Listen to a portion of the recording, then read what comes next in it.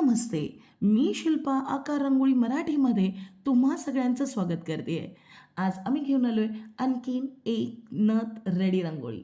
महाराष्ट्रात सणासुदीला अंगणात रांगोळी काढणं म्हणजे खूपच शुभ मानलं जातं. रांगोळी केवळ घराची शोभा वाढवत नाही, तर ती घरात सकारात्मक ऊर्जा आणि सुखसमृद्धी घेऊन येते, हे मी माझ्या प्रत्येक व्हिडिओमध्ये सांगितलेलं आहे. आणि बरं का मैत्रिणींनो, या व्हिडिओमध्ये आपण एक मस्त असा घटक वापरला आहे. पण तो घटक काय आहे हे मी ह्या रांगोळीमध्ये तुम्हाला सांगणार नाही आहे. पण आपल्या हळदी कुंकू खास रेडी रांगोळीच्या येणाऱ्या दुसऱ्या एपिसोडमध्ये म्हणजेच ह्यानंतर येणाऱ्या व्हिडिओमध्ये आपण ते नक्कीच रिव्हील करणार आहोत. चला तर मग आपण उशीर नको करायला, सुरू करूया मकर संक्रांत स्पेशल रांगोळी. मकर संक्रांत म्हटली की काळी साडी आली, अगदी हलव्याचे दागिने आले, बोरन्हाण आलं, पतंगाचा सण आला आणि अगदी तीळ आणि गूळ ह्याचं तिळकूट खाण्याचा उत्सव आला, तिळाचे लाडू खाण्याचा उत्सव आला आणि हलवा म्हणजेच अगदी तीळ गूळ खाण्याचा उत्सव आला. संक्रांतीला आपण सूर्य आणि निसर्गाचे आभार मानत असतो. म्हणूनच आपल्या रांगोळीत आपण पतंग, सूर्य, उसाचे पेर आणि नथ, मंगळसूत्र, कुंकवाचं वाण, हळदी कुंकवाचे स्पेशल असलेले काही रांगोळी आपण आपल्या रांगोळीमधून दाखवण्याचा प्रयत्न करत असतो, हो की नाही? आता इथे पहा ना, इथे मी A4 नथ डिझाईन घेतली आहे. आणि तुम्हाला ही सुंदर नथ बनवायची असेल, तुम्हाला ही सुंदर डिझाईन हवी असेल, तर नक्कीच तुम्ही आम्हाला व्हॉट्सअप करू शकता. आणि तुमच्या स्वतःसाठी येणाऱ्या मकर संक्रांतीसाठी अशी सुंदरशी नथ रेडी रांगोळी नक्कीच बनवू शकता. मैत्रिणींनो, आपण ह्या व्हिडिओमध्ये एक नवीन, जसं पूर्वी सांगितल्याप्रमाणे एक नवीन नवीन गोष्टी आणण्याचा जो माझा हट्ट असतो आणि ज्या काही गोष्टींसाठी आपण ह्या व्हिडिओचे मार्फत तुम्हाला आपण रेडी रांगोळी शिकवत आहोत, हे नवीन नवीन गोष्टी आपण नवीन नवीन व्हिडिओतून आणत आहोत. आणि ह्या व्हिडिओमध्ये खास करून अगदी खूप वेळानंतर आम्हाला एक मस्त अशी स्टेप सापडली. पण काय होतं आहे ना, आपल्याला बऱ्याच गोष्टी पटकन आणि एकदम इझिली मिळाल्यानंतर त्याची जी कन्सिस्टन्सी असते आणि त्याची जी व्हॅल्यू असते ती तेवढीच कमी होते.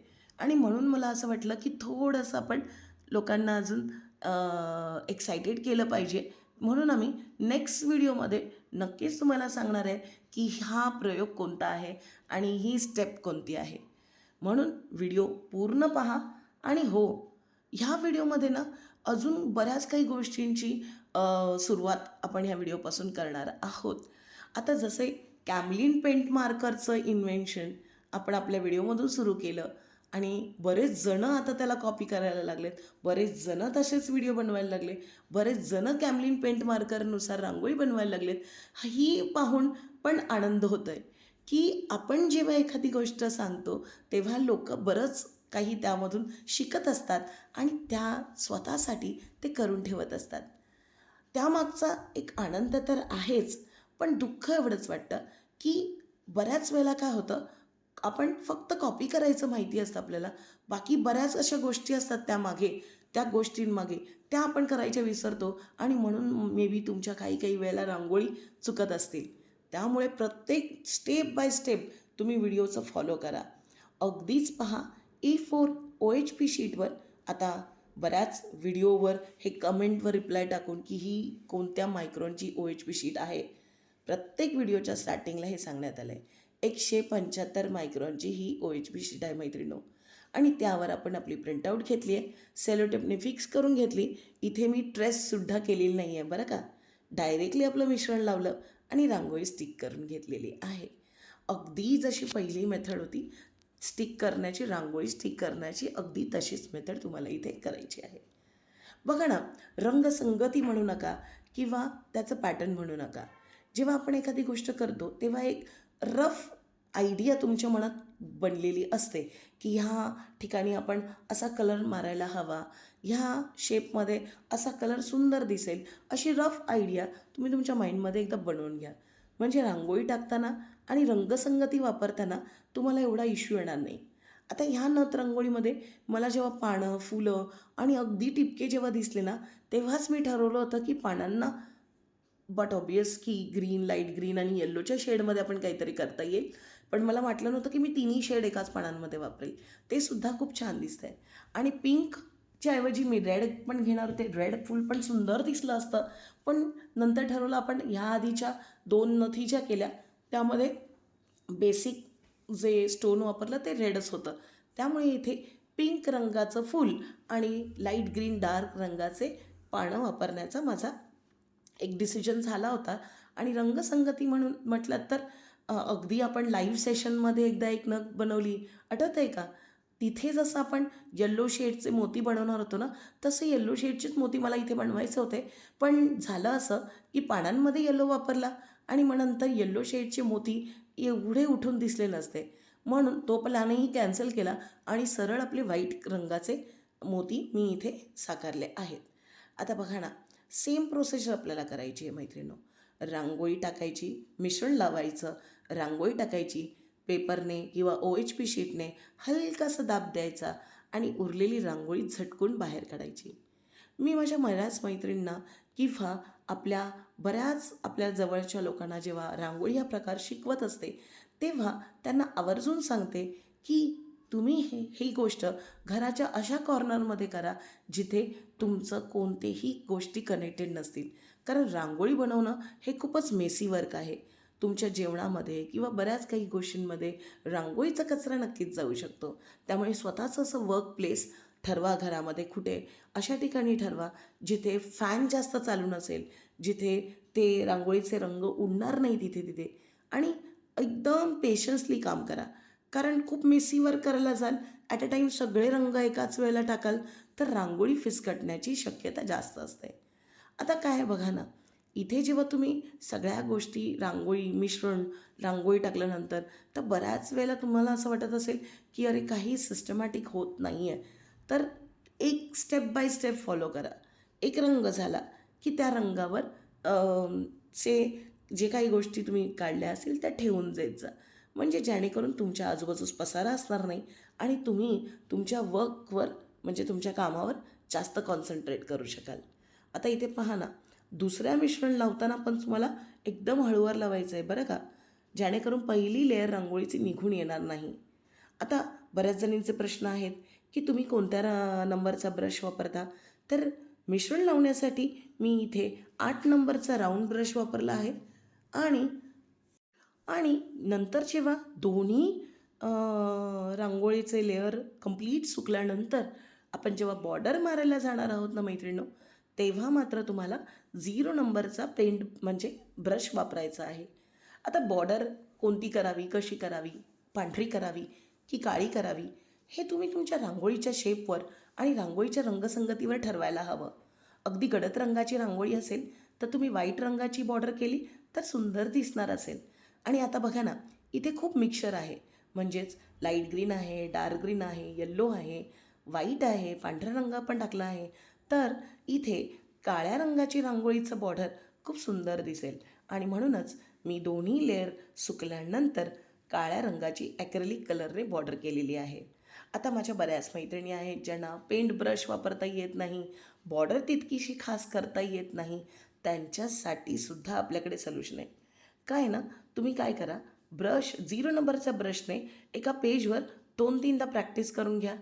एकदा का तुम्हाला लाईन क्लिअरली यायला लागल्या की बस तुम्ही रांगोळीवर पण ट्राय करू शकता. पण तुम्ही लक्षात ठेवा, ॲक्रेलिक कलरने जेव्हा तुम्ही बॉर्डर करता रांगोळीवर, तेव्हा तुम्हाला खूप रंग त्या ब्रशमध्ये घ्यावा लागतो मैत्रिणींनो. आता इथे बघा, व्हिडिओमध्ये मी दुसऱ्या लेअरसाठी पांढऱ्या रंगाची रांगोळी टाकत आहे. तुम्हाला आठवतं आहे का, एका लाईव्ह सेशनमध्ये आपण येल्लो रंगाचे अगदी बीड्स केले होते, अगदी गोल्डन असे मोतीसारखे असणारे. तसाच लूक काहीसा मला इथे द्यायचा होता, पण पांढरा रंग हा पिंक, ग्रीन आणि ह्यामधून खूपच उठून दिसत होता. जर मी परत ह्यालासुद्धा मोत्यांचा येल्लो किंवा वेगळा लाईट येल्लो देण्याचा प्रयत्न केला असता तर ते तितकंसं उठून दिसलं नसतं आणि म्हणूनच मी इथे पांढऱ्या मोत्यांचा कलर तसाच राहून दिला. आता तुम्ही म्हणाल की इथे दोन्ही रंग म्हणजे दोन्ही रांगोळीचे रंग व्यवस्थित सुकल्यानंतर तुम्हाला ही बॉर्डर करायला घ्यायची आहे. ॲक्रिलिक कलरमध्ये, फॅब्रिक कलरमध्ये कोणतंही पाणी तुम्हाला ॲड करायचं नाही आहे मैत्रिणींनो. अगदी त्या सेम कन्सिस्टन्सीमध्ये तुम्हाला बॉर्डर करून घ्यायची आहे. तुम्ही जर एकदम हळुवारपणे बघा तर बॉर्डर करताना मी थोडी जाडसर बॉर्डर केलेली आहे. तुम्ही तुमच्या पसंतीने पातळ, जाड अशी बॉर्डर करू शकता. आता पहा, मी खालचा झेरॉक्स पेपर काढला आहे. आजच्या रांगोळीमधले हे वेगळी अशी टिप्स तुम्हाला सांगू का. माझा ना पिंक ॲक्रिलिक कलर होता माझ्याकडे, पण म्हटलं थोडंसं काहीतरी इनोव्हेटिव्ह काहीतरी ट्राय करू, म्हणून मी एका पिंक स्केच पेन घेऊन त्याच्यावर हलकीशी लाईन ड्रॉ केली एका साईडने. म्हणजे ना त्याचं ते सोनेरी रंगा जसं ते स्टोनवर कसं चमकत राहतं, तसं मला इथे दाखवायचं होतं की पिंक फुलाचं पिंक रंग, पिंक शेड या स्टोनवर चमकत आहे. पहा, शेडिंग पहा, एक एक त्याचे स्टोन्स पहा, किती सुंदर दिसत आहेत. खालची झेरॉक्स मी काढून टाकली एकदा सुकल्यानंतर. आता एक्झॅक्ट टाईम मी तुम्हाला जर इथे सांगेल, अगदी सुकण्याचा वेळसुद्धा मी जर घेतला तर अगदी 1.5-2 तासात ही एक रांगोळी बनवून रेडी होते. आता तुम्ही म्हणाल की 1.5-2 तासात तर रांगोळी काढायलासुद्धा लागतात, तर रेडी रांगोळी बनवून उपयोग काय? मैत्रिणींनो, ही रांगोळी तुम्ही वर्षानुवर्ष वापरू शकता बरं का. आणि अशाच रांगोळ्या तुम्ही वाण म्हणून सुद्धा देऊ शकता, हो की नाही? हळदी कुंकू येतंय आणि हळदी कुंकूला माझ्याकडून काहीतरी वेगळं असं माझ्या मैत्रिणीसाठी गेलं पाहिजे, असा जर तुमचा अट्टहास असेल ना, तर हे खूपच उत्तम पर्याय आहेत. आता आमच्या रांगोळीसाठी किंवा रेडी रांगोळीसाठी लागणाऱ्या सगळे साहित्य आम्ही आमच्या डिस्क्रिप्शन बॉक्समध्ये त्याची लिंक दिलेली आहे. तुम्ही आमच्या चॅनलच्या कोणत्याही लिंकमधून प्रोडक्ट्स ऑर्डर करू शकता. आणि हो, इथे पहा, ह्या प्रत्येक व्हिडिओमध्ये आणि प्रत्येक ह्या डिझाईन्समध्ये अगदी हुबेहूब त्याची म्हणजे प्रत्येक शेडची क्रिएटिव्हिटी उतरलेली आहे.